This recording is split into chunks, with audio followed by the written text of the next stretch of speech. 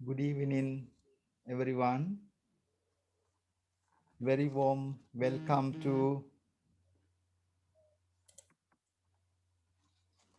another program regularly on Saturday evening. Letchworth Dhamma Nikethanaya Buddhist Center host this Saturday evening Dhamma programs to facilitate, especially during this lockdown situation, to help the people and also the children to benefit from the spiritual blessings and also wisdom in life. Today, we host a very special program together with the Association of Professional Sri Lankans in the UK. The Association of Professional Sri Lankans in the UK is hosting a series of discussions on Sri Lankan culture and Sri Lankan values. Today, we also did a program previously. Today, they would like to do this webinar on Sri Lankan religious festivals and their significance. I was very happy to be part of this hosting as from the Buddhist Center, because this is the wonderful way to bring us together and to share our profound heritage as Sri Lankans. You know that over 2,500 years, we are being developed from a very profound knowledge and heritage. I think compared to any other country, we haven't done that much of mistakes to the humanity. Unfortunately, we had in the last 40, 30, 60 years, some problems, but we were being still showing outstanding our human characteristics to bring us together. I think these cultural festivals and their significances strengthen that quality of our unity. Therefore, I am very grateful for the Association of Sri Lankan Professionals in the UK to host this opportunity for the benefit of especially the children who are growing up in this country, to know not only their religious festivals, also our fellow citizens, our friends' cultural festival significances. With that great pleasure, also giving you all blessings to have a great evening, I would like to welcome everyone, especially the children from our Buddhist centers and the devotees, and also especially the participants here today who are attending with great interest, because it's going to be a very, very interesting program. Therefore, I am very happy to be part of this hosting of this Saturday evening program. I also very grateful to the panel discussion moderator, Mr. Rohan Alwis, and also the co-hosting member from the Sri Lankan Professionals Association, Mr. Thushara Madurasinghe. Also, I am very grateful to the speakers today, Mr. Tariq Sali, Professor Sir Sabaranatham Arukuram, Mrs. Gayani Senaratne, and also Mr. Mervin Silva. Welcoming you all with all my blessings, I will now pass on to Mr. Thushara Madurasinghe to proceed with today's webinar. Thank you. Okay, Avasarai, sorry, Samisadu. So I hope everyone can hear me. Yes? Okay, all right, thank you very much. So just to introduce myself, I'm Thushara. I'm one of the vice president of the association, APSL, Association of Professional Sri Lankans in the UK. So as Venerable Samitha said, this is a series of discussions we've been having about living in the UK, having gone through my experience of being brought up here and then going back to Sri Lanka. So drawing up on that, this is the second session we've been doing virtually because of the pandemic. So the last one was in November, and I think quite a few of you attended that. So it's really good to see good numbers here today. So just a bit about the actual association, some of the other projects we do, I just want to mention, because so everyone can get a feel of what we sort of do. We've got solar village projects running in Sri Lanka, the Nomi Solar Village is set up. We've got a cancer relief fund which provides cancer relief and cancer relief for cancer patients in terms of financial aid. We've initiated a mentoring scheme for students in the UK. We've got reconciliation events such as We Sri Lanka and Ask the Expert series, which is also a discussion series, something like this. So these are some of the events that we do hold. I'm not going to go into detail, but if you just Google APSL, go onto our website and there's all the information you need, and just please get in touch with myself or any of the other committee members. Right, okay, so go straight into the event. I just want to introduce, so the speakers, but I just want to give a brief background of each of the speakers. So the four regions we're going to cover, we're going to do this in alphabetical order. So we start with Buddhism, Christianity, Hinduism, and then the Muslim faith, Islamic faith. So Gayani Senarada, she's our General Secretary. She's a teacher by profession and also director of educational services company. So she'll be covering the Buddhism faith. And then Mervyn Silva, he'll be going on to Christianity. So Mervyn's one of our past presidents of APSL, and he's an IT professional with over 25 years experience in IT in public and private sector. Then next will be Sir Professor Sabarata Marukumaran, so Arul as we know him. So he's a senior executive member of APSL. He's also a former president of the Royal College of Obstetricians and Gynecologists, and also a former president of the British Medical Association. And one more thing I'd like to highlight, he was even awarded he's on the Queen's Honour List some time back. So thanks very much, Arul, for your time. And then finally, we've got Tariq. So Tariq's one of our youngest members. He's also vice president. Tariq, he's been with us about 4 or 5 years. He initiated the mentoring scheme for the association, and he currently works for the Foreign Office in London. So that's a brief background about the speakers. And also I'm not going to forget you, Rohan. So Rohan Alwis, he's a solicitor by trade, by profession. So he's also a past president and a founder member of APSL, and he's taken a very big commitment to the Living the UK program series. We've been running for 10 years, and thanks, Rohan, for coming today. Right, so a few things on housekeeping. So everyone will be muted. Please feel free to type in your text questions in the text box, and then Rohan will pick them up. So the plan is 4 presentations, about 6 or 7 minutes each. They have about 3 or 4 slides. And during the discussion, you can type in your questions, or even please raise your hand and Rohan will pick up the questions. Right, so that's all I need to say. Thanks for listening to me. So I'm just going to pass you on to, I'm going to share my screen, and the Gayani will start on the Buddhist traditions, yeah? Just let me know, Gayani, when you can see this screen.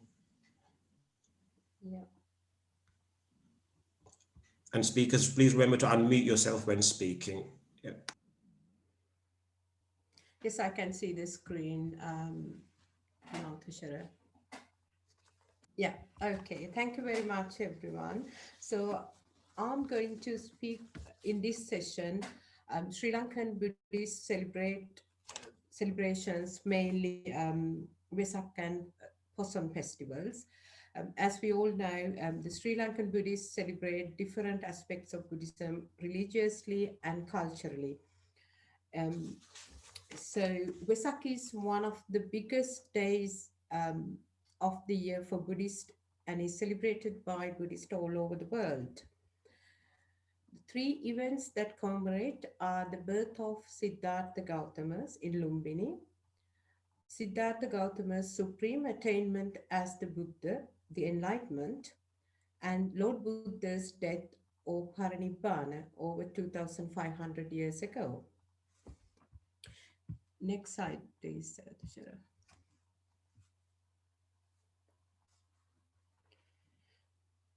Many Asian countries, including India, Japan, Singapore, and Taiwan, as well as Tibet, Mongolia, celebrate Vesak. Celebrating Vesak by Buddhists is a centuries-old tradition. Celebration of Vesak was formalized in 1950 at the First World Conference held in Sri Lanka, adopting resolution. In 2000, United Nations resolved internationally to observe the day of Vesak. The Buddhism, as we all know, spread from India and assimilated into many other cultures. It's also celebrated as holidays, traditionally observed by Buddhists and also some Hindus. So in Sri Lanka, Vesak is also a cultural festival. It is celebrated by people of different religions. There are so many activities that people are showing in celebrating Vesak, decorating and illuminating temples and streets, front gardens of houses. I will come back to those activities, obviously, next slide. Let's look at the first. Um, Vesak is celebrated in Sri Lanka as a religious and cultural festival on the day of the full moon day in May. Thushara, can I kindly ask you to go to the previous slide? I think you are on Possum celebration at the moment. No, the previous one. Yeah, thank you. In Sri Lanka, notably, 2 days are set aside for the celebration of Vesak, with some practices as closing of liquor shops and slaughterhouses, etc.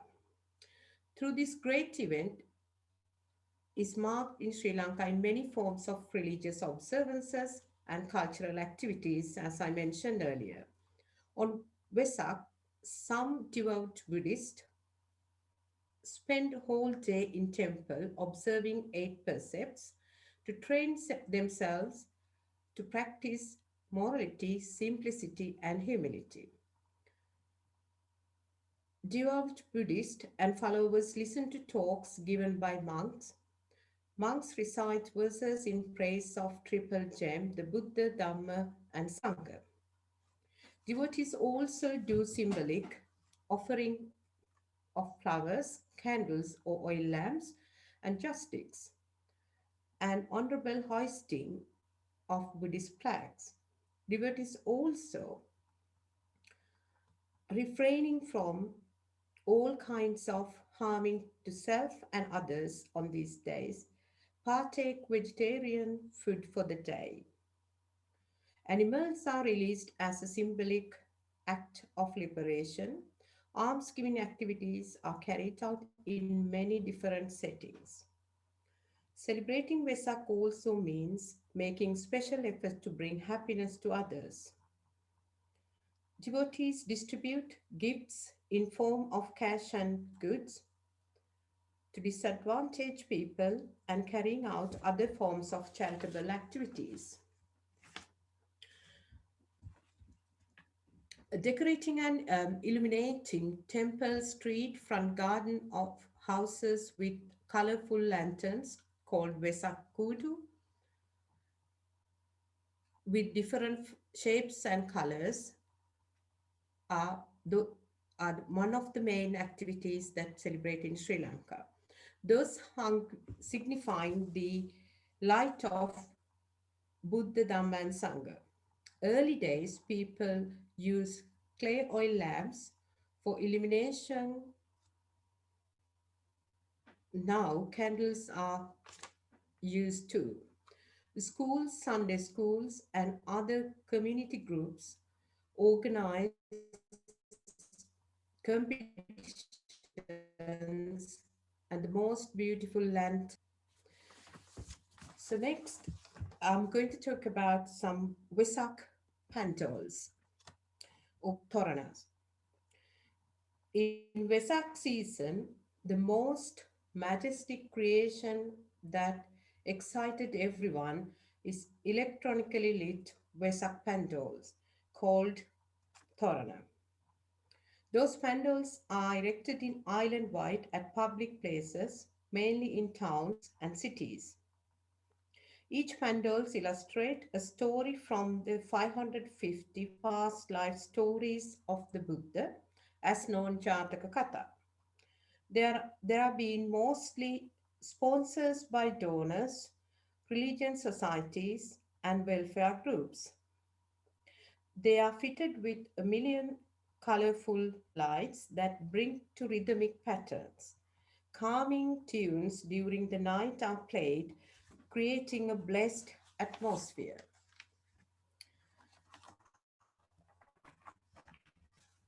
So, another cultural activity, offering free food stall or dansala.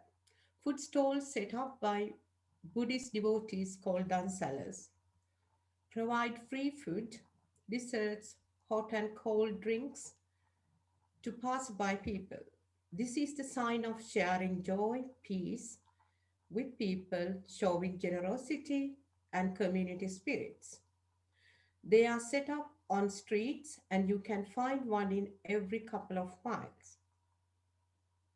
Groups of children or people from Sunday schools, again schools or community organization or business sing Buddhist devotional songs, Bhakti.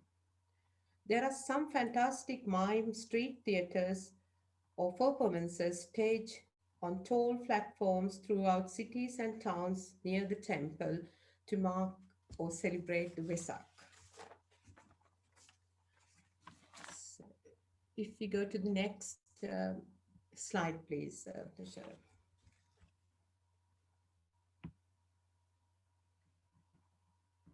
Next slide, please, Thushara. Yeah. So one of the other significant festival that is celebrated in Sri Lanka is Poson. Like Vesak, Poson represent the introduction of Buddhism to the country in 3rd century. Over 2000 years ago by Arahat Mahinda, the missionary monk, the son of India's King Asoka. With this, with arrival of Buddhism in Sri Lanka, King Devanampiya converted to Buddhism. Sri Lanka went through a social transformation in this period. It is a festival of great historical and religious significance celebrated nationwide by Buddhists. Mihintale, a mountain 220 kilometers north of Colombo, 15 kilometers west of ancient capital of Anuradhapura, is the principal symbolic location where Arahat Mahinda preached Sri Lanka's first Buddhist sermon to the king, which formally introduced Buddhism. Nowadays, the major ceremonies are to be found in Anuradhapura and Mihintale and across the country. As you can see on these pictures, the long lines of devotees dressed in whites climbed the many steps of Mihintale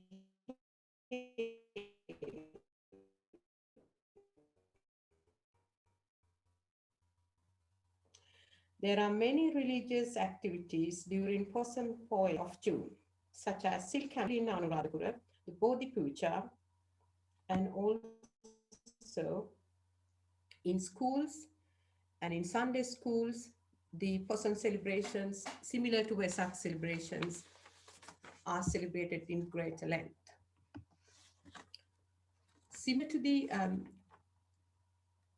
social practices of Vesak, the Buddhist devotees also observe 8 precepts, listen to Dhamma sermons, symbolic offering of flowers, and alms givings and worshipping are done on Poson celebration as well. Thushara, can you go to the last one? Thank you.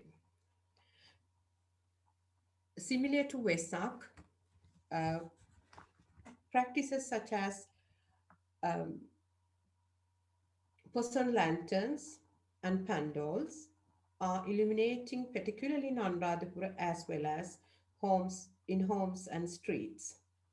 Pandals also depth of the different occurrences in the life of the Buddha or his previous births, along with stories of arrival of Buddhism in Sri Lanka. Again, dhansalas are set up with the aim of giving free food and beverages to people, not only Buddhist devotees, but all religion and ethnic groups.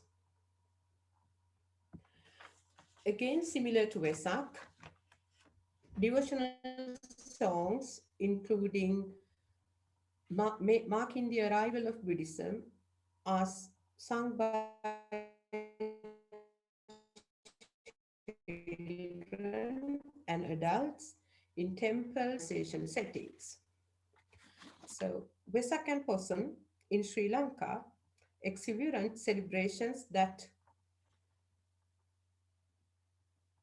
bring people together, entire community, as well as bring joy and happiness to each of us. Thank you.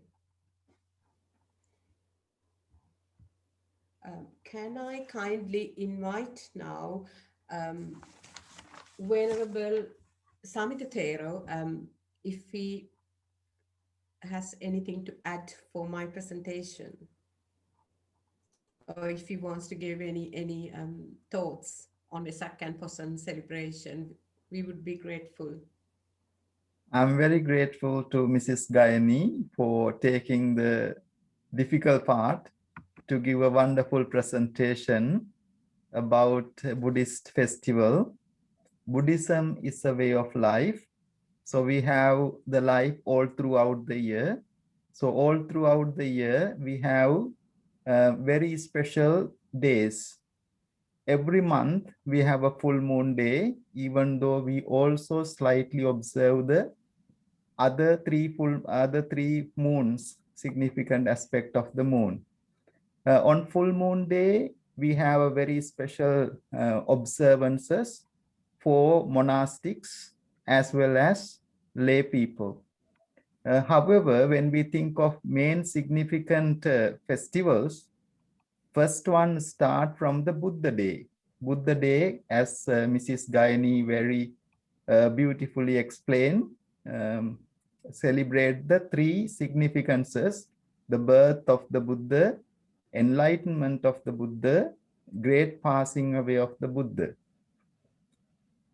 All these occurrences of 3 incidents of the life of the Buddha happens in the nature. So the nature is very important, and it extends further into the second festival, as Mrs. Gayani mentioned, we call Poson celebration. That is kind of a missionary day. We don't really have in Buddhism conversions and missionaries. We don't ever go for missionaries or converting people. That is not in the ethical aspect of Buddhist religion at all.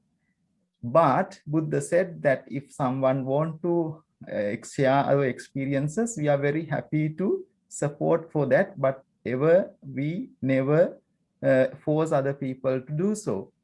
So the Poson remarks that, again, the significances of introducing proper culture with other aspects of Buddhist teachings. Buddhist teachings has very important 2 aspects in the festival. One aspect is actually practicing the life skills. That's called Pratipatti Puja. Pratipatti puja means developing our morality, developing our wisdom, developing our meditation aspect. So that's Pratipatti puja, one aspect of the festivals in Buddhist practice. The other aspect is called Amisa puja. That means all other ritual things like making candles, hosting food stalls, decorating things, going to visit other people, all are part of our Amisa puja. So that Poson was explained very well. We called it kind of a missionary day or the day of sharing the teachings. The third one we call comes in the month of June. June is the Poson. July is our Dhamma day. Dhamma day is the day Buddha preached the Dhamma for the first time. Then in the month of October, November, we come into a Sangha day or kind of community day. We call it a Katina ceremony. Therefore, the community come together and celebrate the spiritual significances, spiritual attainments, as the monks and the laity goes for 3 months retreat starting from July till October. So we at the end of October or beginning of November, according to the moon, we celebrate the community day. However, we also join with the Christmas and also other festivals to celebrate. Thank you very much, Mrs. Gayani, for bringing that wonderful presentation. Yeah, Sada, I can just see a hand up, one Lakshmi Pereira. Lakshmi, do you want to ask a question very quickly? It's not a question, it's a bit of addition for what Gayani said. She beautifully explained our festivals, but I think most people wouldn't understand why we have dhansalas, where we give food. It is not actually to give food for the poor people, it is to make the people equal, that even the rich people can come and share the food given. So make everybody equal. That is the message actually we should develop in giving dhansalas, because the people are not to feed the beggars or feed the hungry. It is the main aspect is whole community is one, and we can share each other's food. So I think that we should that point should be emphasized if it is not happening now, at least among our children. And also it is noted that during Poson and Vesak, very few animal killings take place, as we Buddhists believe in the first precept. So that is also something to be emphasized during Vesak and Poson. Thank you. All right, thank you very much, Ms. Lakshmi. Yeah, thanks for the reflection. Okay.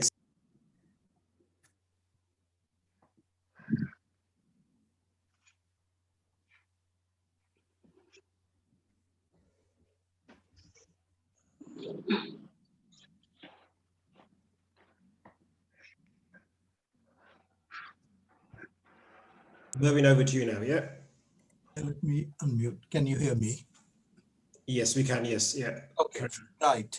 It's my pleasure to share with you some of the well-known Christian festivals, give you a little bit of background behind them, and to look at how they are celebrated in the UK as well as Sri Lanka, and identify the similarities and maybe some differences. There are many Christian festivals, in fact, festivals throughout the year, but for brevity, I have sort of limited them to just a couple, followed by some other celebrations that go on culturally that have got Christian roots, which I'll come to. The first one I want to talk about is Christmas. So what do we celebrate at Christmas? At Christmas, we celebrate birth of Jesus Christ, the founder of Christian faith.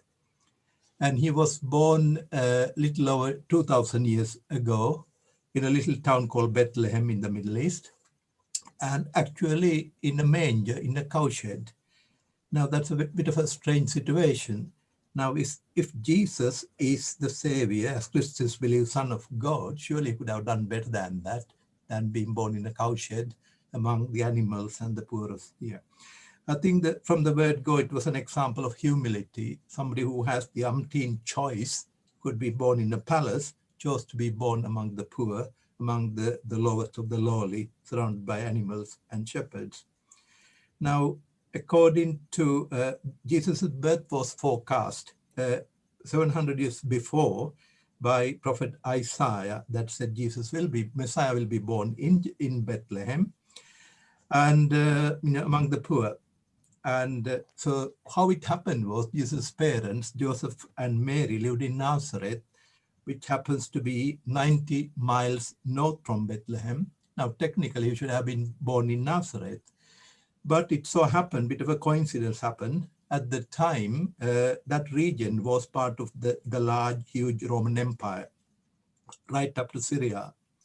It so happened the emperor at the time, Augustus Caesar, just like what's happening in this country next Sunday, decreed that there should be a census. So he will have an accurate picture of the number of citizens within the empire, men, women, children, what jobs they do, income, etc. So they can set the taxes for the empire. And unlike now, you can do things online from the house you are in. You are required to go back to your town of birth, where your records are kept, to update them.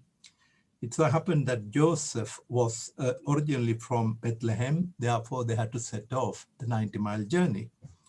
And there weren't cars, there weren't any motorized transport. The rich people had horses, but the poor went on foot. Normally, people tend to live locally those days. Everything happened locally. But a journey like that was long and dangerous. There were highway robbers that would rob them. So where possible, people travel in groups for safety, went on foot. The poor people had a donkey to carry children or their belongings. Mary was heavily pregnant, so we believe that she rode the donkey, and the journey may have taken them in between 5 to 7 days to get there. When they got there, the limited space accommodation was full, with people returning to their towns for the registration. So they couldn't get a place to stay. The innkeepers weren't very keen on the poor people arriving, and also a pregnant lady. So they were struggling for a place, and eventually somebody pointed out, well, if you can manage, that's the place. So that's where they stayed, and Jesus was born. So it's a bit of an interesting story about a child coming into the world and the birth of Christ. So how is it celebrated? It's a well-known story, universally celebrated. In many countries, it's a national holiday coming to the end of the year. Particularly a special time for children and families. So there is a lot of excitement. The Christians go to church, and a lot of them go to the midnight mass, time of birth of Christ, as they say, dressed in their new clothes. Christmas carols are sung leading up to the period, up to the Christmas day, and a lot of merriments take place. Cards are exchanged, gifts, Christmas presents are shared, and at workplaces, obviously, both here and in Sri Lanka, staff parties, Christmas meals happened. Let's go to the next slide. Thushara, some of the icons, some of the things that being used for celebration. That's the one, yeah.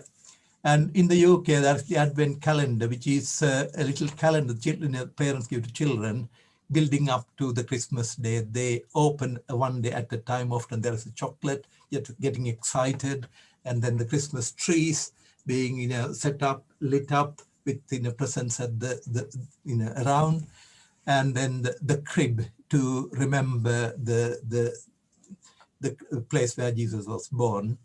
And of course, Santa Claus bringing presents, and the story has it down the chimney, bringing presents to children who have been good and all that. And Coca-Cola have done their bit, advertisement that of course Santa has to drive this truck of Coca-Cola to bring Christmas. That was a bit of a very clever marketing story that was set a few years ago, has gone very well. And Christmas meal is an important thing. In UK, obviously, the Christmas lunch, the Christmas turkey is a big thing. People have a Christmas turkey for the dinner. And then the British tradition of Queen's speech on Christmas Day afternoon. In Sri Lanka, there are firecrackers and also some fireworks, not very much here. But very much a sort of time for families to meet up and celebrate. There is also another old English tradition where particularly the mother of the family tend to write a long letter to their relatives, friends and family in faraway places, a long handwritten letter giving a summary of things that happen with the family, children, education, achievements, etc., keeping in touch. So it's a family time. It has sort of crossed the boundaries of religion. It's very much a cultural thing, celebrated sort of around the world, so to say.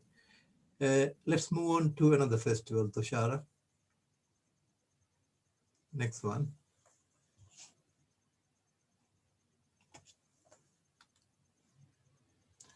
Right. Now, this is Good Friday. Good Friday, what we celebrate is the death of Jesus. Now, this is fast forward in 33 years. There are many other events in between. What happened was at the age of 30, Jesus started his ministry, the public life, when he started teaching, preaching, healing, and sort of sharing the good news of the sort of kingdom of God. And obviously his message was very direct. Lots of people started following him by his personality, his teaching, his message, and the miracles he was doing. A lot of healing. He rose even the dead people. But in doing that, he was very critical of the authorities who were not very caring for the ordinary people, who were quite oppressive, and that didn't please the people in charge. And eventually the Jewish authorities involved the Roman soldiers and had Jesus put to death. It was the most painful, cruel way of executing somebody. They struggled in agony for several years, although in this photo, which is done of a passion play, red ribbons are being used. In real life, it wasn't ribbons, it was real blood, nailed by 6-inch nails, crude nails made by blacksmiths. And they were in agony for many years and bled to death. That's what happened. So the authorities thought that was the end of the story, got rid of this painful, rebellious man and his followers, surely end of the matter. That was how it was believed. Now, Good Friday is very much a solemn occasion. There isn't much merrymaking to go on. It's a day of prayer, often fasting, reliving the life of Jesus. If you were to sort of change the slide to the next one, please.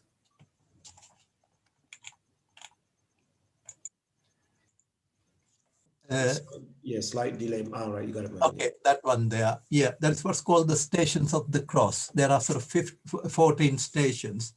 From the time of Jesus' arrest, he's been produced in front of Pontius Pilate, the Roman governor who had the authority.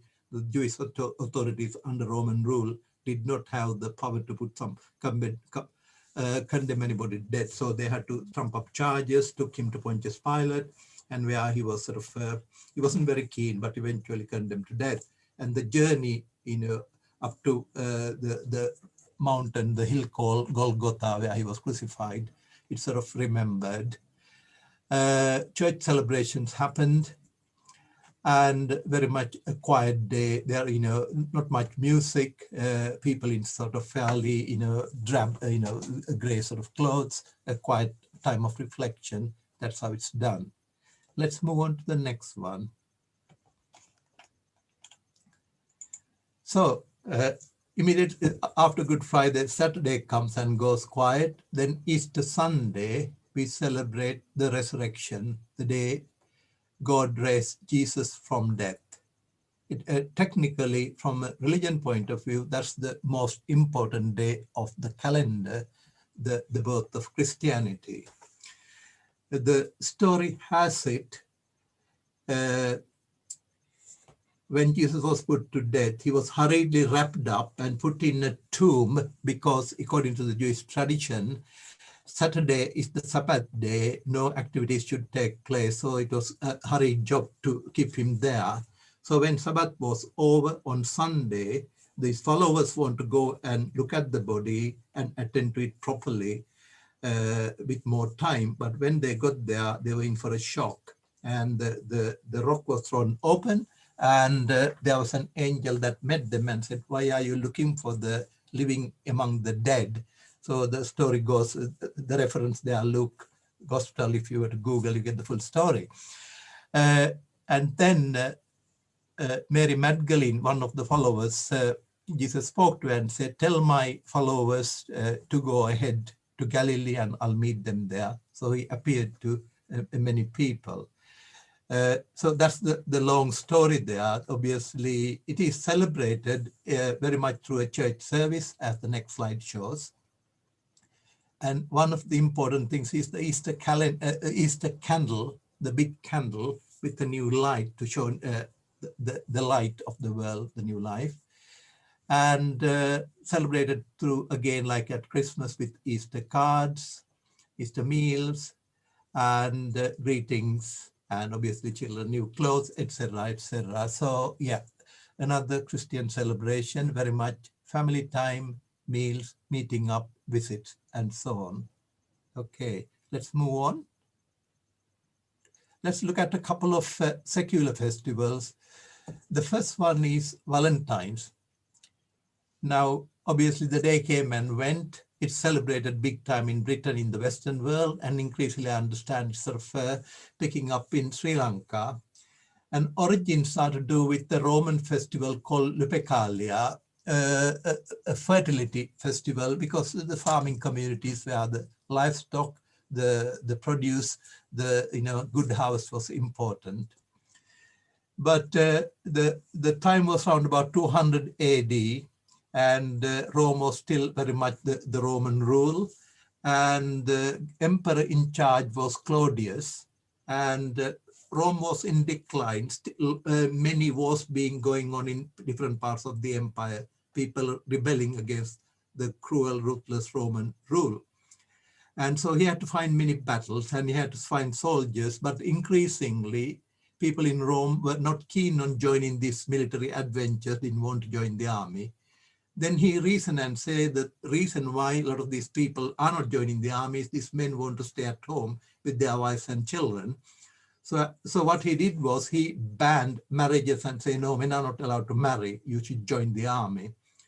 And it wasn't very popular. And there was a priest called Valentine, a Christian priest, who realized this was very unfair. There are a lot of people in love not allowed to get married, and they're forced to leave and go to other countries to find battles. So quietly, defying the emperor, he conducted marriage ceremonies and married these people. And he got found out. Obviously, the emperor was very angry and condemned him to death. Obviously, he was clubbed to death on 14th of February. So that was the story of Valentine.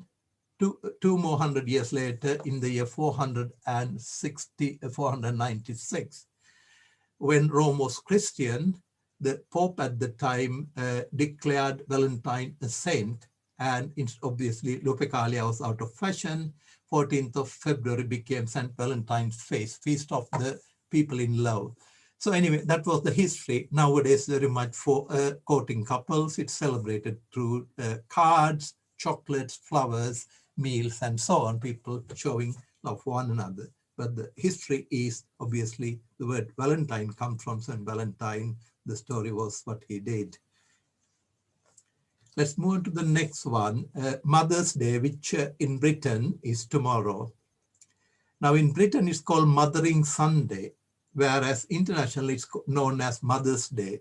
I'm told something like 103 countries in the world call it Mother's Day and celebrate, Sri Lanka included. The history is like this. Actually, Christmas being 25th of December, the tradition has it 9 months before, on 25th of March, is the Feast of Annunciation, when Archangel Gabriel appeared to Mary to bring the good news that she has been chosen to be the mother of Jesus. So it was the motherhood of Mary celebrated on 25th of March. But as time went, obviously Britain became sort of Anglican Protestant. The Mary's position was somewhat sort of, they weren't celebrating anymore. So, and also without forgetting, the Britain was very much before Industrial Revolution, was a feudal society. The rich landed gentry had the land and the big stately homes, and the poor peasantry living in the countryside, working on the land and keeping animals, were poor, making out a living. So a lot of them, particularly girls and women, came to work in these stately homes, and housemaids and cooks. Men came to work as gardeners. So they were there. The upstairs, downstairs rule existed.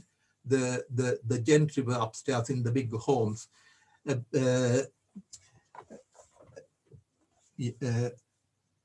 Whereas the working classes were downstairs, living, cooking, preparing, and taking the food upstairs.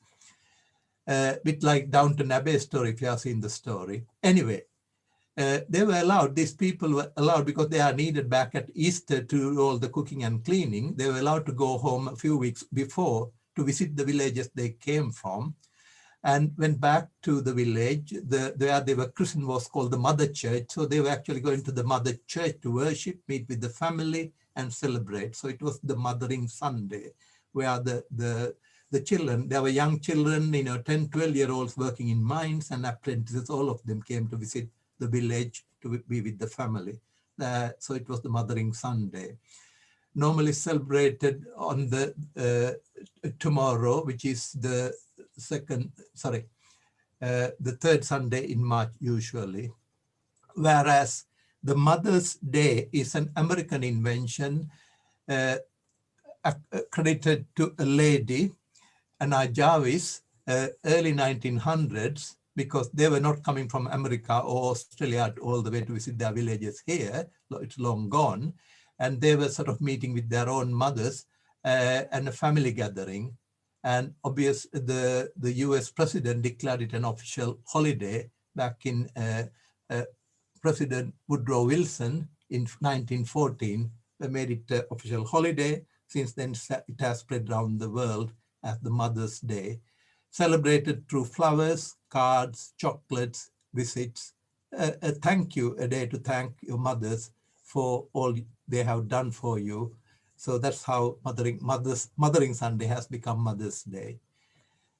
Let's look at one last one, although there are many. This is the one that a lot of children relate to, the Halloween, when children dress up, carry pumpkin lanterns, and do trick or treat, and that type of celebrations. Halloween is nothing but the evening before the Hallows Day. Hallows means the holy ones, the sacred ones. 1st of November in Christian calendar is the Day of All Saints, the Day of All Hallows. And the belief is the day before the holy ones, the unholy ones ran away. So they were disappearing out of the scene, the Halloween. And it had sort of its roots in the old Celtic Druid tradition, a festival called Samhain.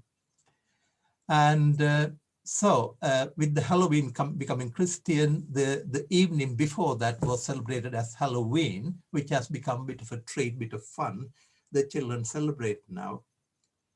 I'd like to leave it there. Thank you very much. Any questions?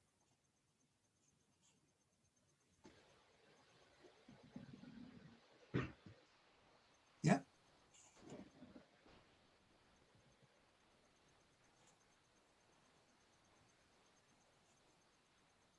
Mervyn, I think we'll go on, Mervyn, and we'll entertain questions and discussion at the end. Yeah, that's fine. Yeah, shall I leave it there then? Yeah, leave it there, and I'll invite Professor Arul Kumaran to take over then. All right. Arul, over to you now. Yeah. Thank you very much, and good evening to everybody. I have selected only 3 important festivals in the Hindu calendar, although there are several. I might start with the Hindu New Year, which is usually on the 13th and 14th of April each year. There is some coincidence to other religions. For example, the Buddhist New Year is also around the same time, and the traditions are almost similar. First thing in the morning, we get up at 4 a.m. or 5 a.m., take a bath, don't eat anything, and go to the temple first and pray in the temple. In the meantime, the previous day, sweets are prepared as shown in the tray there to celebrate with the others who come to visit you. So the first is worship by everybody, then followed by at home with sweets and serving each other. There's another tradition which is similar to the Chinese New Year, which is similar. They have also a Chinese New Year, and they give what is known as Hang Pao. And on this particular day, the elders have a bunch of betel with betel nuts and put some flowers and money and give it to youngsters in the family and neighborhood. And also if they are employing people, they also come and receive it, as well as the poor. So it is a day where you celebrate and where they think the celestial calendar changes, and the calendar, Hindu calendar, is calculated from this year for purpose of horoscope and other things. So it's a significance of a change in the year. And this is the temple called Nallur Temple in Jaffna, which people from different religions go and pray regularly, and it's a well-known temple. Next one.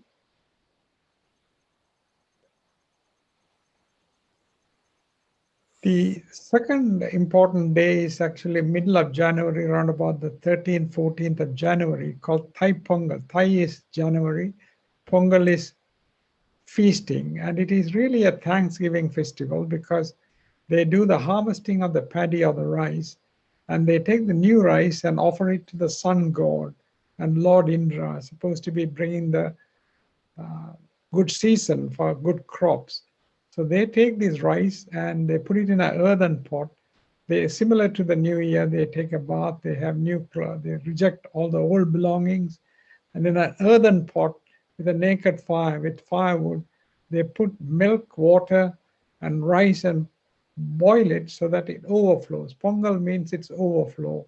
And they put some jaggery inside to make it sweet. And the first offering is given to God and then to the cows and bulls, which have made it possible for them to celebrate. The cows giving them the milk and the bulls helping them with the agriculture. So they are decorated and they are symbolized as they are given the food for us. And then the family meets together and celebrate with each other. And there's a ritual bathing of cows and decorating, and they take them around and so forth. So the pictures depict what they do.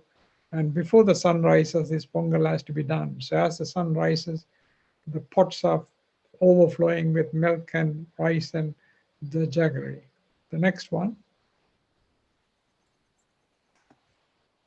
The third one, which is celebrated not so much in Sri Lanka, although it's done, but it's done mainly in India, because it revolves around Lord Rama and Sita, who are really the royalties, but now they are divined as the, they are given some divine status in the kingdom of Ayodhya.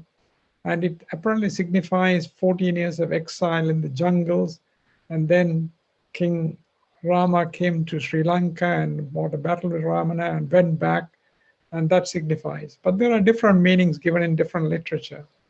The second meaning is supposed to be that it's a day where people are getting more light and the darkness is driven over light. And there are sub-festival called Saraswati Puja, where we pray in oil lamps, keep our books and pray and ask the Lord to give more intellectual power and divine. So I think it is given different meanings. But for commonly for everybody, it is called the Festival of Lights. There are fireworks, there are small clay lamps, little with candle. And the idea is actually that day they go to the temple, they wear new clothes, and they pray so that their future might be brighter than what it was. Thank you. So I think I just selected 3. There are several, but I think the question time I can answer if there's any more. Thank you. Thank you, Aaron. Okay. All right. So Tariq, over to you now, yeah? Thank you, Thushara. Hi, everyone. So I'm going to focus on 2 Islamic festivals, Eid al-Fitr and Eid al-Adha. They're both linked to the 5 pillars of Islam, which are, the first is declaration of faith, the second is mandatory prayer, third is charity, fourth is fasting, which is to do with Ramadan, and the 5th is the pilgrimage to Mecca. So I'm going to focus on 2 specific festivals today. So the most recognized and important festivals celebrated across the Islamic faith are Eid al-Fitr and Eid al-Adha. Oh, sorry, Thushara. Yes, good if we can see your face as well, if you don't mind. I am off video. Can you see me? No, okay. I can't see you, but doesn't matter. You carry on then. It's fine. I can see you. We can see you. Oh, sorry about that. Okay. Okay, thank you. So in Sri Lanka, we celebrate both festivals very much with family and friends, and they, very much revolve around food and giving of charity. On both days, Eid al-Fitr and Eid al-Adha, we go to the mosque early, wearing new clothes. We exchange greetings, mainly Eid Mubarak or Happy Eid, which many of you would have heard. And then during the day, we visit families, give respect to our elders, and the children would normally receive gifts, either small amounts of money or gifts themselves. So just onto the next slide, please, Thushara. So I'll start with Eid al-Fitr, which is known as the Feast of Breaking the Fast, and this essentially marks the end of the month of Ramadan, when Muslims observe fasting from sunrise to sunset. So next month starts the fasting month during this year of the Islamic calendar, and we follow the lunar calendar, so it moves as the years progress. So in the West, you could argue, the best time to fast is during the winter months, because the hours are much less than in the summer months, where they can be sometimes 15 to 16 hours a day of fasting. So no food, no liquids. And the month is not just about abstaining from food. It's also about spiritual reflection. There's lots of prayers during the month of Ramadan, and also being grateful for the things we have. Another significant part of this festival is giving charity. So we call it zakat, and there's 2.5% of your earnings or your wealth is set aside, and you give that charity either through kind of cash donations, food, and that's kind of done during the month of Ramadan. And people manage it in different ways, but that's kind of how it's done.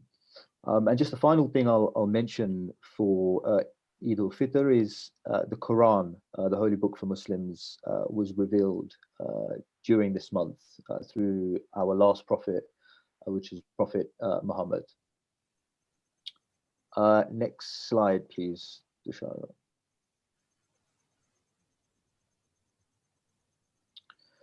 So this image is the Kaaba, which is in Mecca, in Saudi Arabia, so the holiest site for Muslims. And in terms of praying, whenever Muslims pray, they face in the direction of the Kaaba, which is the black rock in the middle. So this Eid al-Adha is celebrated at the completion of the Hajj pilgrimage, which is the most sacred mosque for Muslims, and it's in Saudi Arabia. The festival falls during the 12th month of the Islamic calendar, and again will vary every year. This year, I believe it's in July. Muslims are required to perform the pilgrimage at least once, and it's linked to the 5 pillars of Islam. The festival's significance goes back to another prophet, Ibrahim, or Abraham, known in Christian and the Judaism faith. And it's linked to the devotion to God. And we normally, as part of the festival, kind of take meat, so either sheep or goats. And again, it's part of the ritual during that month. Some families give it to charity. They call it Qurban. You may have heard it in Sri Lanka. And again, in terms of celebration, it's similar. So even if you don't go on the pilgrimage that year, Muslims will celebrate it with family, with friends, lots of food, gifts, new clothes, prayers, again, is very important. So when I was younger, the celebrations for both are slightly different in the UK and in Sri Lanka. So when I was younger, going back to Sri Lanka, it was very much kind of with my grandparents, going to see lots of family, lots of food. Whereas in the UK, the festivals can be a bit more kind of low key, not as kind of grand, either because the kind of the link to family in this country isn't as great as in Sri Lanka. But lots of food, lots of sweets during both festivals. I'll stop there, Thushara, and hand back to you. Thanks. Okay, Rohan, over to you then. Right, so while Rohan's getting ready, can we open it up for discussion? And if you just raise your hand and I'll unmute anyone who wants to put their views across or ask any questions. Thank you, Tariq, Sir Arul, Mervyn, Gayani, and of course, Venerable Akurala, Samitha for all the interesting presentations that we had on each of our religions. One of the questions that I think Lakshmi Pereira asked was about the concept of reaching out to not necessarily beggars, as she said, to others, and that includes the people, fellow people of the same religion as well as others. So I think that's a common theme, especially in Sri Lanka with all our religions. Now, how do we see, for example, we see a lot of for Poson and Vesak, Dansal, and then also during Christmas time, people exchange gifts, visit people, and also during Ramzan or Ramadan, reaching out to others. Perhaps, Sir Arul, you may want to say something about the Hindu traditions of reaching out to other members of the community, both within the community and outside, during certain, say, for example, Thai Pongal, etc. Thank you, Ron.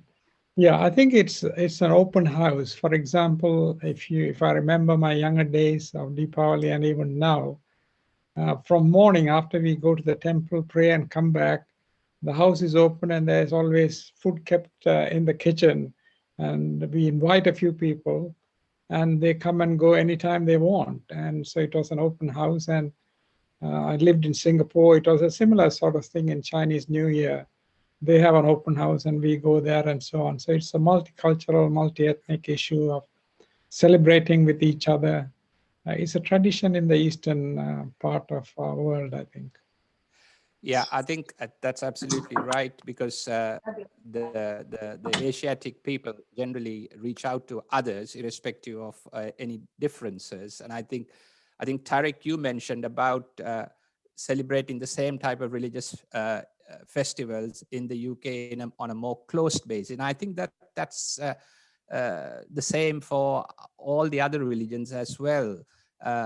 Mervyn and Gayani, you may want to talk about going to religious places to celebrate, commemorate festivals, etc., as opposed to what Sir Arul said about reaching out in the open, because we can't do that here. Perhaps Mervyn and Gayani want to talk about or contribute about more internal-based religious places or worship-based commemorations. Mervyn?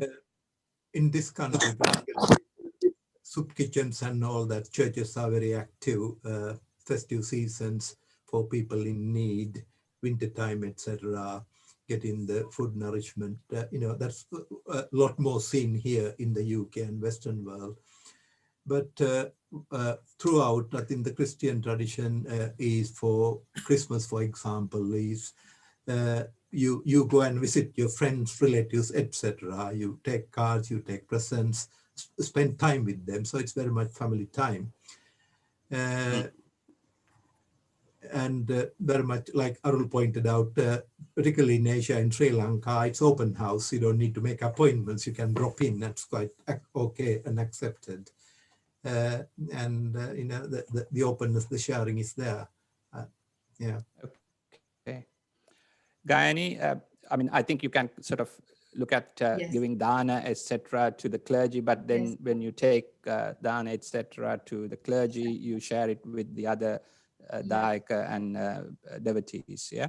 Yes, Please. that's right. I mean, it's very much, showing generosity, sharing, and again, similar to other religions, that anybody who walks in those days, especially 4 days or anything, you could, participate in dana, or you can have your food. Share it. Yeah. Share it. And then obviously in the UK, obviously we have 4 days, particularly we do sort of things, but in Sri Lanka, obviously in very much in every religious activities in the temple, this is the similar practice.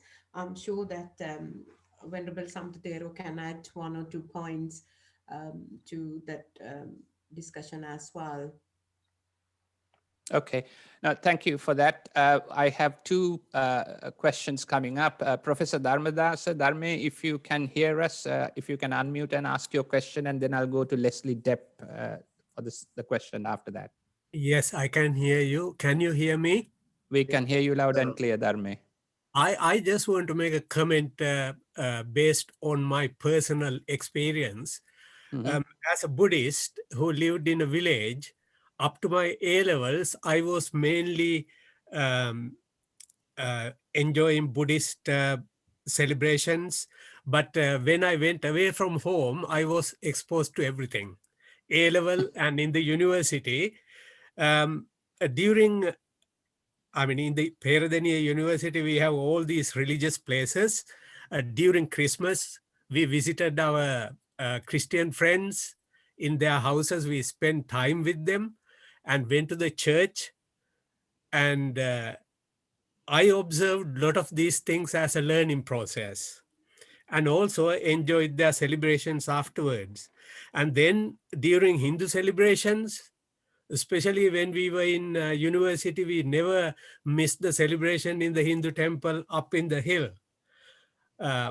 We, the university boys, we always never miss that milk rice with jaggery after the puja. We enjoyed it. It is the beautiful, beautiful nature in our country. And I haven't been to a mosque, but I have been to many celebrations after fasting. So when you look at Sri Lankan life, when you are in Sri Lanka, we have multicultural, multi-faith, multi-religious. We respect each other. It's a beautiful life. Not like in here, because we miss a lot of these things. So I think in Sri Lanka, the people who live in Sri Lanka has a wonderful, very rich life, enriched by all these cultures and religious practices. That is my message. So it's a beautiful country, beautiful people. We can enjoy, we can have a very rich life there. Thank you. Absolutely. No, that's well said and well put as well, Dharme, because we have the best of everything there in Sri Lanka. And it's just a question of we should stick to the religious beliefs and the doctrines, etc., and then mix as a group, as true Sri Lankans across the board. And that does not and should not try to sort of go beyond that to change people's attitudes, etc., that we all bring to the table. So as a society, we should be all Sri Lankans. I think Leslie has asked the question rather than asking the question. Leslie, do you want to ask the question, or do you want me to read it to the panel? No, I will. Can you hear me, please? Go ahead. Yeah, we can hear you. Yeah, my question is to all the members of the panel. Now, all these presentations you mentioned about the significance to the various religions, but what I would like to find out from all the members of the panel, what is in common in all these religious festivals, which are mostly helping the community to live together and peaceful as well. So each member, each panel member, if you can actually refer to your particular religion, and then the significance of that festival, which is common theme to all the religions taken together. Yeah, thank you, Leslie. I think I will I know, Gayani, you started the presentation on Buddhism, but also this Akurala Samitha, I would like you to start off on that, if I may, and then for Mervyn and the other speakers then to take on board as to what Leslie's question is. It's about what do you think is common in all the festivals that we mentioned in our presentations? I think, I mean... no, I think let Hamdru is yeah. Thank you for that question. For me personally, religion is a personal thing. Humanity is the most important thing. As we all come together, because it's a really human thing. Religion is a human thing, and human beings created it. And therefore, we should, as Rohan mentioned, we should work very hard on our personal spiritual practice, our personal religion. We should really work hard. And if we are really practicing it, then there is no other way that somebody can be discriminated against of that. So therefore, those who are not fully participating into the spiritual practice, they can see the differences. But if we are practicing the right teachings, there should be no space for any discrimination against human beings, because it's a practice of human beings. Those who are not practicing like other animals, other beings, they don't have any problem. So the human beings has the problem. So therefore, my thing, what I can see in common, the religion being brought to bring together, not to separate.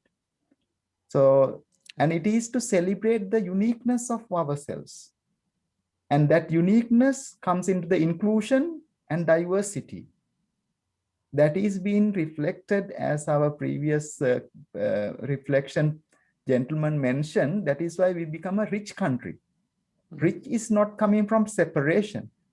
And these are the mentioned principles in Buddhist teachings called Satara Brahma Viharana, 4 sublime qualities to bring us together and to practice our uniqueness in harmony.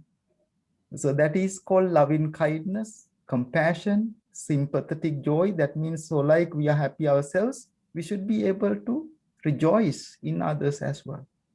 Thank you. Thank you. Gayani, you want to have a very quick contribution before I move to Mervyn? I think Venerable Thero explained it beautifully. I also think, you know, some of the charitable side, every religion has helping others, helping disadvantaged people, and also sort of bringing the communities together. So every religion, I think through these practices, especially cultural aspect of practices, bring those things into the society, to our coexistence, whether we share different ethnic group or whether we share different religious philosophies. So that is, I think, most of these religions bring us together in one common aim. Yeah. Okay, thank you, Gayani. Mervyn, what are your thoughts? Yeah, when you look at all these religions and our observances, when we observe them, we are at a higher place. We are happy, we feel enlightened, uplifted, and we feel kind, we feel generous. So, and always there is this element of needing to share our happiness, share our gifts, our good things with other people. So that's a common thread with every religion. The sharing, the giving, involving, bring people together. Yeah, no, that's absolutely true. Sir Arul, I know you referred to Singapore as well because you lived there, and that's yet another multicultural society. Back here in the UK, we are almost multicultural now. But again, on the same thread, what are your thoughts, please? You're on mute. Yeah, you're on mute. Yeah. Thank you. Thank you. I accept whatever was said. I mean, the as Leslie asked the question about how does the religion do to the community, I think it brings people together.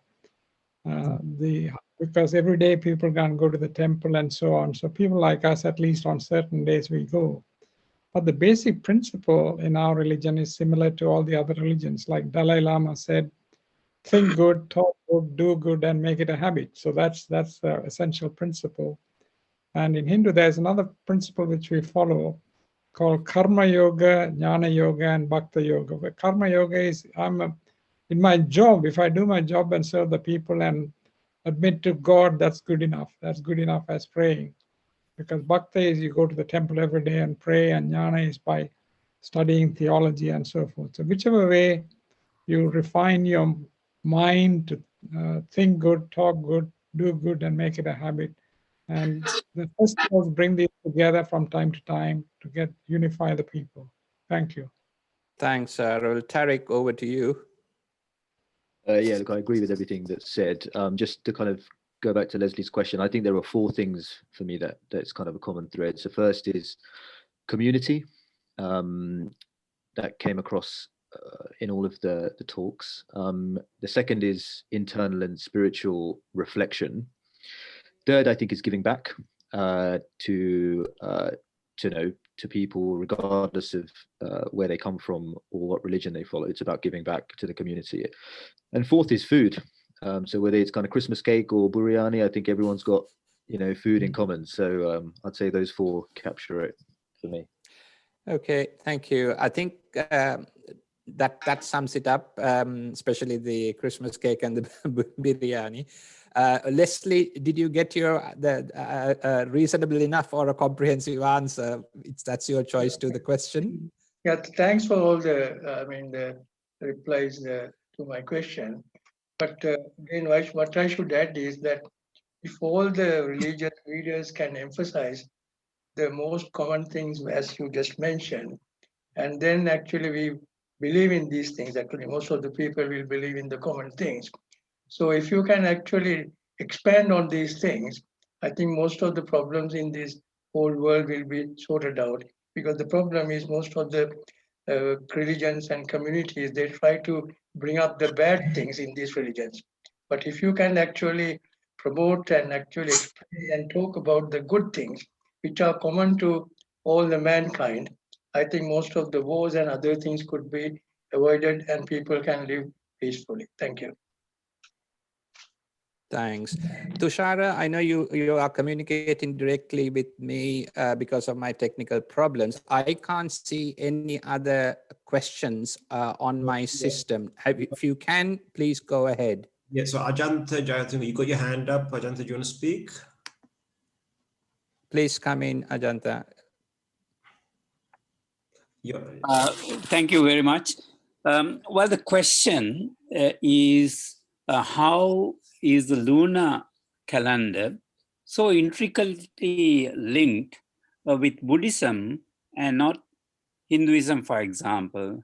I mean, Sri Lanka is a wonderful place. We have 12 extra holidays potentially, but it's not very good for the economy.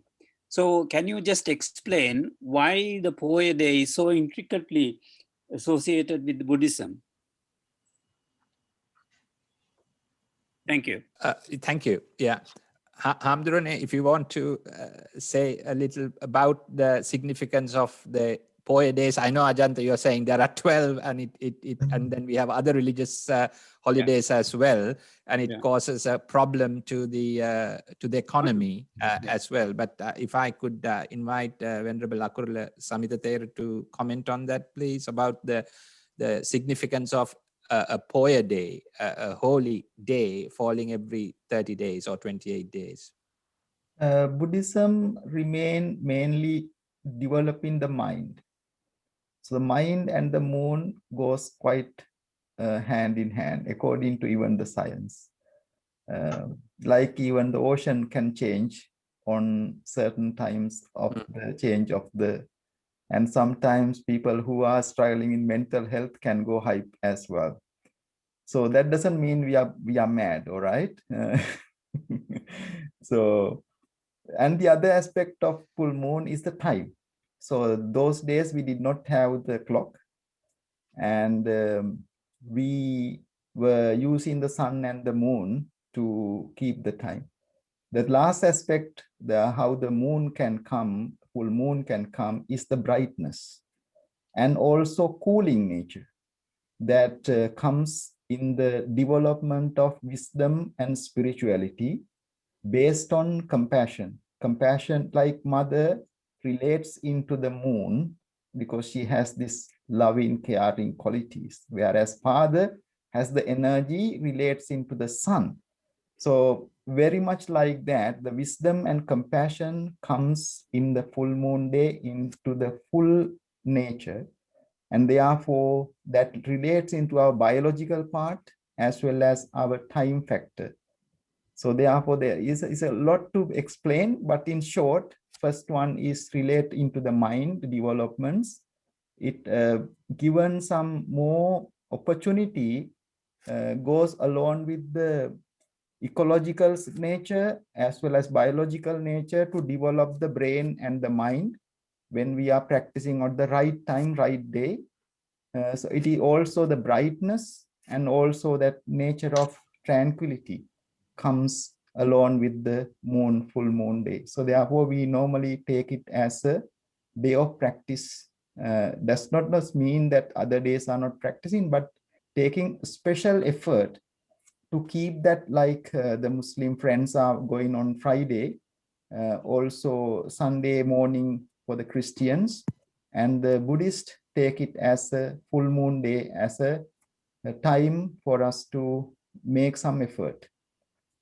Thank you. Ajanta, do you have any further questions on the thoughts of Apehamdru? Is there any such reverence in the Hindu religion, Arul? Can you Yes, thank you. The full moon day is called the Sivaratri day. And every month there is a Sivaratri day coinciding with the moon. And once in a year, we call it the Maha Sivaratri. That was day before yesterday. So in other words, it has similar type of rituals, faith, lessons are coinciding with Buddhism and Hinduism in a number of ways if you strictly look at it. So on the Sivaratri day, they are supposed to stay awake the whole night and chant devotional songs, keep fasting, and so on and so forth. So there is a similarity in that. Every month there is a Sivaratri day, but once a year it's a Maha Sivaratri, a big Sivaratri, where everybody is supposed to observe. Thank you. Okay, thank you. One thing I picked up just now, you mentioned, Sarul, fasting on Sivaratri day, and then the Christians have Lent. The Muslim Islamic faith has the same fasting, and then of course Judaism, all those religions. Is there a particular religious significance from the point of view of Christianity, Mervyn, on fasting?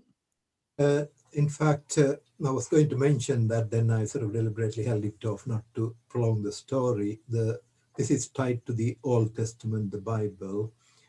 It is to celebrate the Jews who were enslaved in Egypt, returning to the Promised Land, and that led by Moses, that took 40 years. They got lost in the desert.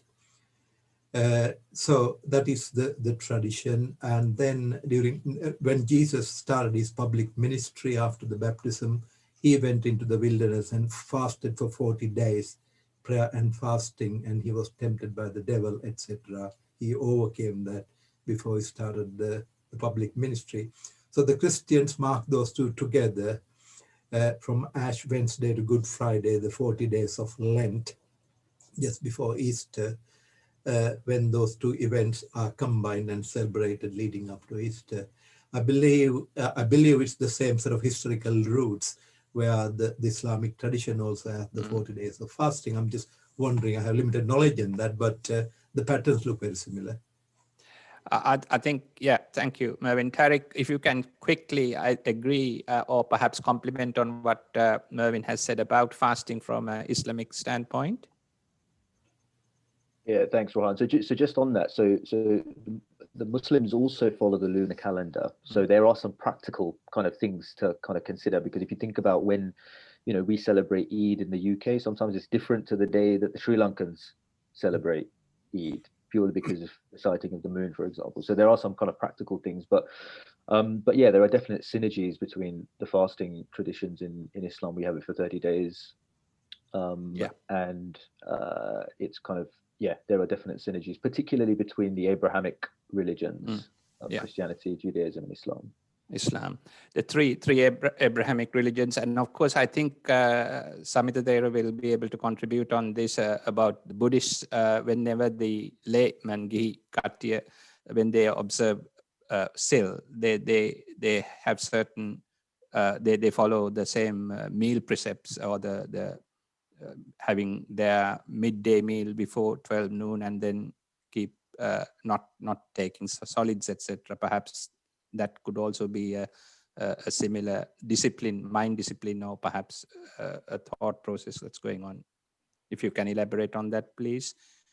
Yes, very much the same, like full moon day, because most of the significant incidents took place of the Lord Buddha, like he was enlightened on full moon day, he was passed away on full moon day, and also preached the first sermon on full moon day.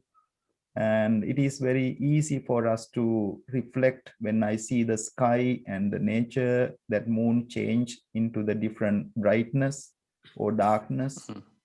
So we come to the full moon day, we take extra precepts. Normally we have 5 precepts, which does not include into the fasting. On the extra precepts called 8 precepts or 10 precepts includes the fasting as well. So some after midday till the next day morning, take the precepts not to eat material things, but to drink water or some liquids.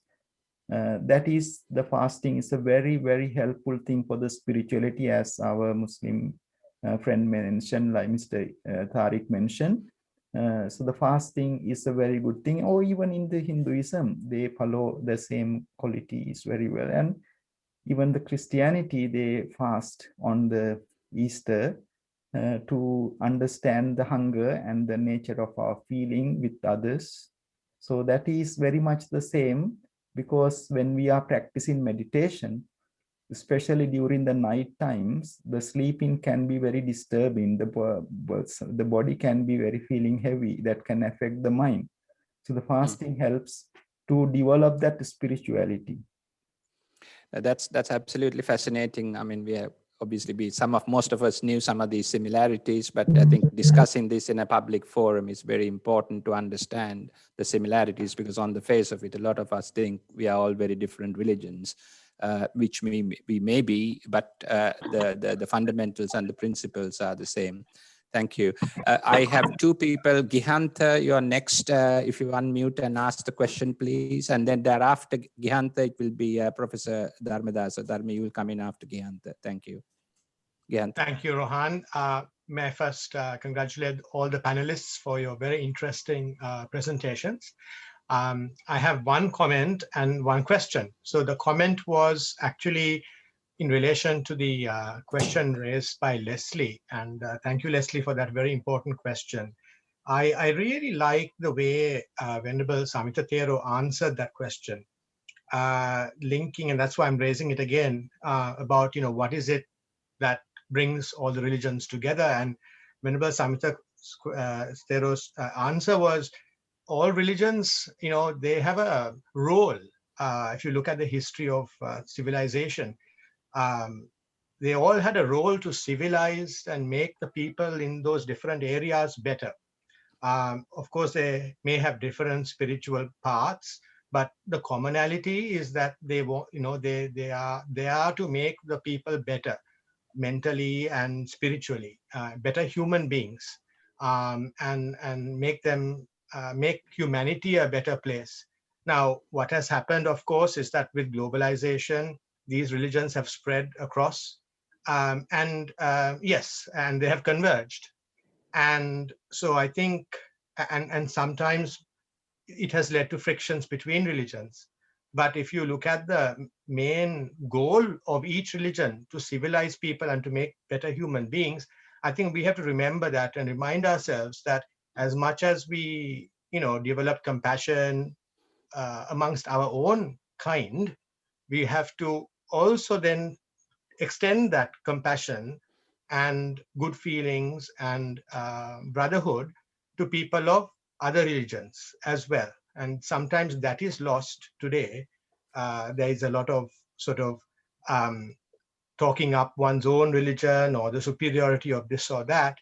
But yeah, we must recognize the commonality, which is to make ourselves better, and therefore not only amongst ourselves and our own religion, but people of other religions. So that was a comment. The question is very interesting if you look at all the main religions of the world. So you have, Buddhism, Hinduism, Sikhism coming out of India. And then you have Islam, Christianity, and Judaism from a very concentrated area in the Middle East. I was just wondering whether anybody could answer why is that the 5 or 6 of the major religions of the world originated from 2 parts of the entire world. Yeah, I think I will ask the panel, but my first thoughts, Gihanta, are Judaism originated in the Middle East, which is the Old Testament. This is how I look at it. Then Christianity came about with a different version, which became the Bible. And then a few hundred years later, the same original text came about in the form of the Al-Quran. So the 3 major Abrahamic religions started off there. But I think if you really look through a little bit beyond, Hinduism, which is a multi-god religion, was predominantly in what we call today India or South Asian continent.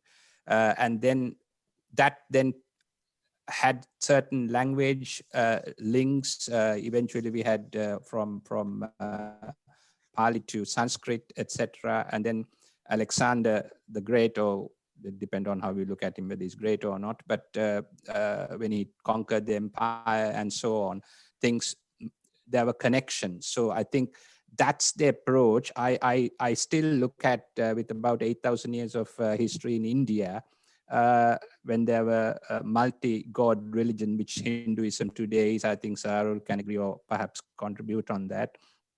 Then it became a monotheistic religion, starting from Judaism to the evolvement of Christianity and Islam. So I see that's not a fully comprehensive answer to your question, but that's more an observation-based response. So Arul, what are your thoughts on that point that Gihanta has raised, which is a very interesting question? Well, it's an interesting question, but my thoughts are actually the civilization. If you look at civilization, the countries we are talking about, the religions rose, are very ancient. They have been there for millions of years, or I don't know how many years, thousands of years, and so on. So they had the idea to contemplate and to bring things together. I mean, religion, as we started, people started worshipping what they feared or what they thought was bringing fear.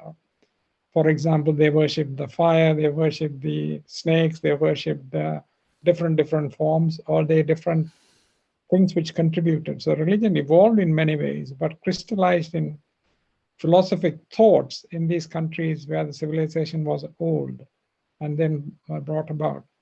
I would think the countries like, if you talk about Northern and Southern America and so on, Australia, for example, or many countries, they had people migrating in and forming a civilization or a community rather than ancient civilization. So my thoughts on this is actually religion in some form or other existed in some way, or worship in some way. Then it crystallized into a religion, which is a philosophy of life in certain countries, and they preached in such a way that people will live, as you mentioned earlier, a better humanity. And as I mentioned, Dalai Lama said, what is religion? Religion is to make a person a better person. And when you ask him, what is a better person, is your thoughts has to be pure, your talk has to be pure, what you do, and then it has to become a habit. So that's all what we expect of humanity. Thank you.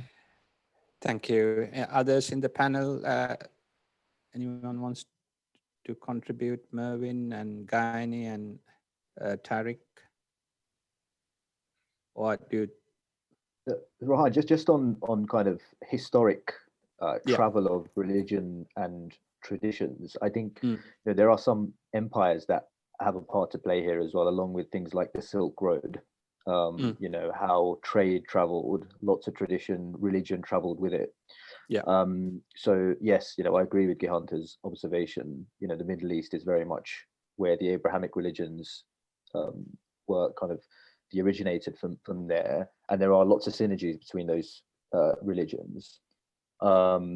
I didn't think about it until Gehanta said, but you know, India is quite a core part of, you know, the South Asian kind of makeup, and how some of the religions in Sri Lanka have traveled. But I think, you know, through globalization, through, you know, historic empire, through Silk Road and trade, I think you know, religion, tradition, culture has also traveled with it in time. Okay, thank you. Before I go to ask Professor Dharmadasu to ask his question, are there any other comments from the panel on Gehanta's question?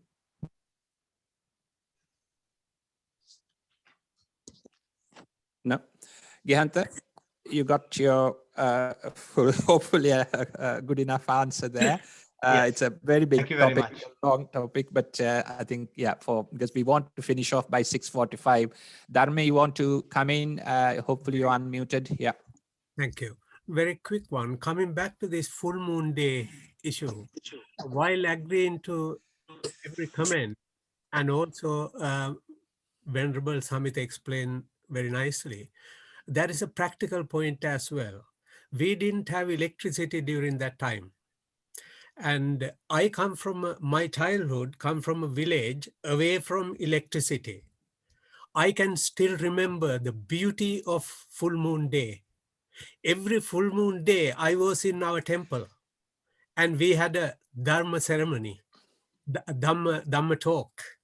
And we spent until midnight in the temple, sitting on a rock, talking about it. That brings a beautiful nature for people, because without electricity, if you are away from the city, that day is a very special day. Even today, I remember my young days sitting on the temple rock. It brings enough light for people to move around. It brings that coolness. It brings beauty. And even during Lord Buddha's time, it is easy for people to come and listen to him. And I think the full moon day has all those features, and practically we didn't have light. That is the best day to meet. Okay. A very practical point. Fascinating, that is. Yeah, absolutely. Yeah. I know you made a comment rather than a question, but It is a comment. It is a comment. It's not a question. No. I mean, I can still go back to those those young days. I remember those days. It brings me, you know, beautiful memories. Full moon day. Okay. Thank you very much, Dharme. I can't see, Thushara, unless you can see any other questions on my screen. I know I have had some problems, technical issues. No. Yeah. Okay. If I can just ask one question from Tariq. Yeah, sure. Is that Lakshmi? Yeah. Yes, because go ahead. this is a very short yes or no question. When I was small, I inquired about this fasting from a friend of mine, Muslim friend of mine. And what she said really inspired me. She said, Muslims fast to feel the hunger of the millions of people who are hungry, to empathize the feeling of not having food. Is that the reason, Tariq? That is a huge part of it, to feel, and that, you know, inspires those who do fast at the end of the month or during the month to give sometimes more charity. So 2.5% is what you give. But it is about actually feeling, you know, the hunger and the suffering of those less fortunate. So yeah, in I thought short, it was a very good, valid reason to fast, to feel how a person who's without food for, say, 18 hours would feel. Thank you. Yeah, no, that's a good comment, because I think, as I highlighted earlier, a lot of us thought basically it's the Islamic followers who do fasting, but other religions do that as well. Okay, so there's one more question. I think I can see a chat. Yes, I mean, I can now open the floor to everyone else. I think the comment here is, please invite any children to ask questions as well. This is a question or a thought come from the Dhamma Nikethanaya itself. Please, are there any other questions, including from our pupils from the APSL? You can ask questions in any language you want to ask, and hopefully our speakers are multilingual. Most of them will be able to pick it up and answer. It can be asked in Sinhalese, English, or Tamil. I can see a hand gone up for Shelby. Do you want to ask your question, and then if there are others, they could ask questions as well. Yes, I would like to thank you, Mr. Arul Kumaran, because after 30 years, I remembered Shivaratri. That's a night we pray Lord Shiva, who is the god of creation. That's lovely. I feel happy and I feel at home. You have to make these programs so that I can come back to myself and find out where I am from. To be honest, I couldn't even speak Tamil. They understand better. I couldn't understand Tamil. I hear, but my brain doesn't react very well. The first time I really feel better. Thank you. There you are, Sir Arul, a good compliment. Okay, so are there any pupils from the APSL they want to ask questions? Yeah, we will continue. If they want to ask, we will give them. They can ask questions, yes, yeah. Okay, Thushara, can I hand you back to perhaps bring the proceedings to a close? No, yes. So no other questions. So I think we've all had a really productive session, and I think I personally I've gained some knowledge about various religions. And I'm sure all the other people who belong to various faiths have learned about other faiths. So I think that's the whole purpose of this program. So it's been a great day. Scheduled to finish at 6:45. So I think I'll hand over to Venerable Samitha to close off the session. Thank you very much. And thanks for all the speakers and moderator, you, Rohan. Yeah, okay. Over to you, Sadhu. Yeah. Thank you very much, everyone, for coming together to celebrate our festivals, our practices, and also sharing that our life experiences about our festivals with each other. That is how we can bring us together. That is how we can identify each other's commonalities. I was one day going for a dana in central London. Soon I get off from my car, somebody came and said, "Oh, Hare Rama." And I smiled, and he thought I am from Hindu by looking at my outfit. But I didn't want to make him feel different. I welcomed him and greeted him very well. After a few minutes conversation, he found out I'm a Buddhist monk, and he was talking about the Dalai Lama. So therefore we don't have to confront with our differences, but we can relate ourselves into our similarities. That is the most important message we need.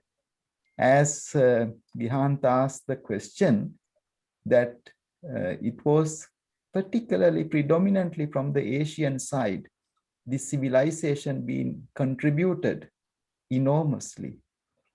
And therefore, as we have this rich nature of our civilization, our upbringings, and we are being very much into inverted reflection, not try to abuse the external world as we are being facing with environmental challenges.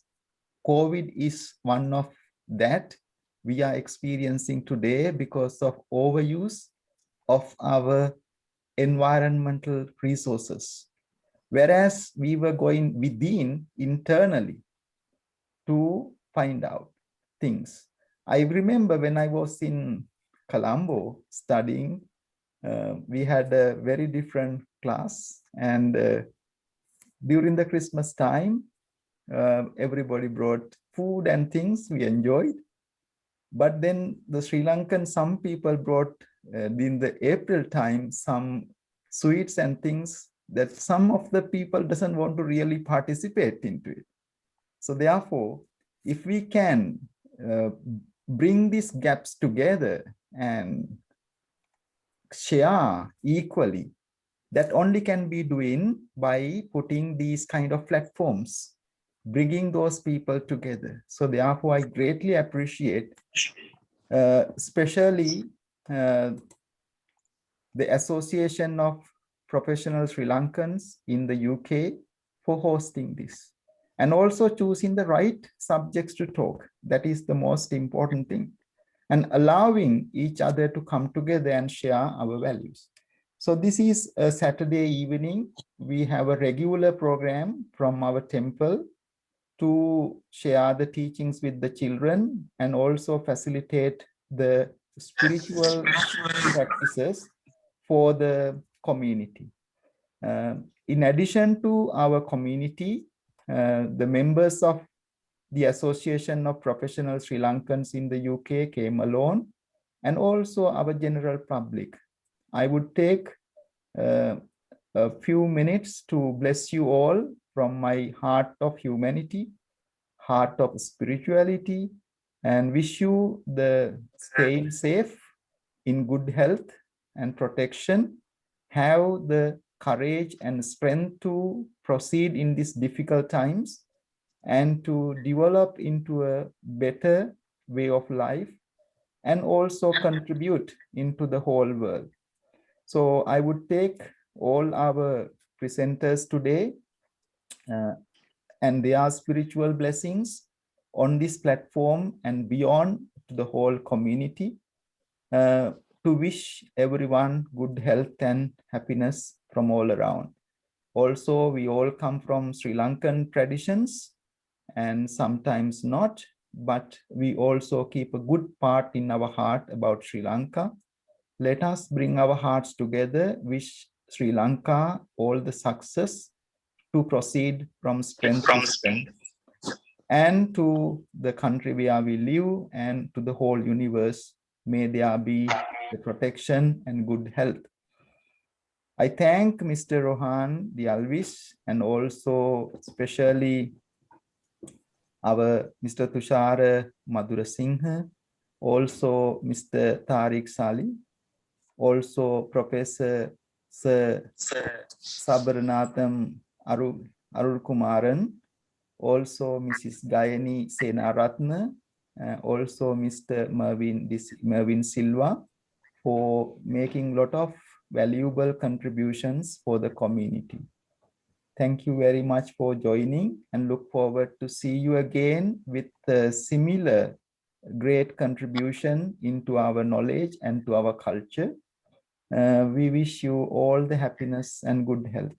Thank you very much, and wish you all the happiness. See you again soon. Right. Thank you.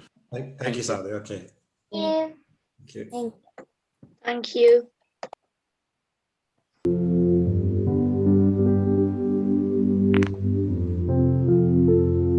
Thank you, Bhante.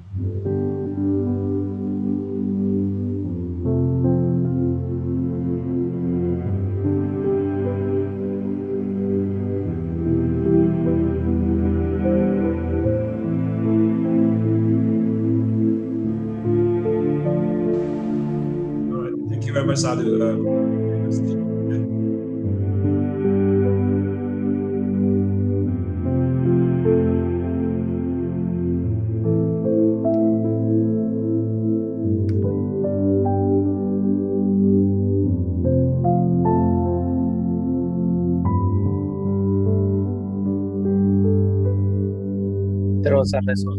That was really good. Thank you.